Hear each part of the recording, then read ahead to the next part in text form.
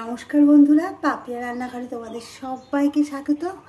আজ বানাবো কচুর লতি। তো চলো দেখে নিই এবার। তো কচুর লতিটাকে ভালো করে আগে কুটতে হবে। এই কোটার জন্য একটা প্রসেস কি জানো তো, যেদিন কচুর লতিটা বাজার থেকে আনবে সেদিনটা বা তার পরের দিনটা একটা দিন রেখে দেবে। এখন যেহেতু রোদ বেশি, তো একটা দিন রাখলে হবে। যখন জলটা শুকিয়ে যাবে তখন একটা কসবাইটের সাহায্যে একটু ডলে নেবে, দেখবে হাত দিয়ে বেশ ছাড়ানো যাচ্ছে, বা নেটের সাহায্যে একটু এক টানে ডলা দিলেই কচুরলতির খোসাগুলো আপনা আপনি সরে যাবে। তারপরে খুব ভালো করে ধুয়ে তেলের উপর কালো জিরে, কাঁচা লঙ্কা ফোড়ন দেবে।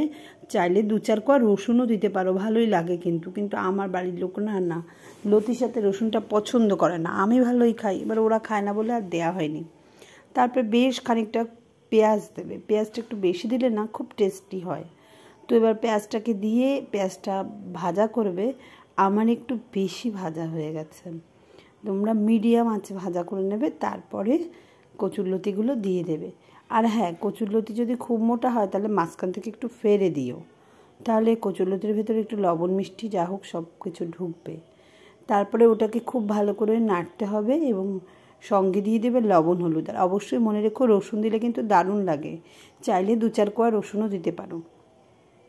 এরপরে এটাকে খুব ভালো করে ঢাকা দিয়ে দিয়ে নেড়ে চেড়ে এভাবে পেঁয়াজ এবং কালো জিরে, কাঁচা লঙ্কা আর রসুন সহযোগে খুব ভালো করে নাড়তে হবে। তারপর যখন দেখবে বেশ কচুরলতিটা ভাজা ভাজা হয়ে গেছে, তখন এর ভেতরে একটুখানি চিনি দিয়ে দেবে, বা চাইলে গুড়ও দিতে পারো।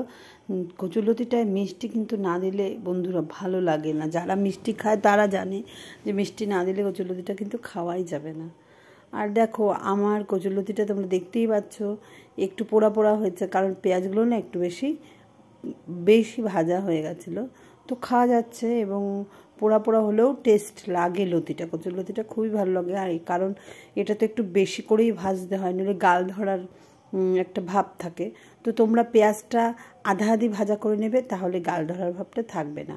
আর অবশ্যই মিষ্টিটা কিন্তু নামানোর একটু আগে দেবে। আর এই কচুরলতি ভাজাটা আর কিচ্ছু লাগবে না, সামান্য একটু তেলে এইভাবে কচুরলতিটা রান্না করে দেখো আর খেয়ে দেখো। আর একটা কচুরলতিরও প্রসেস আছে, সেটা আমি নেক্সট ভিডিওতে তোমাদের সাথে শেয়ার করব।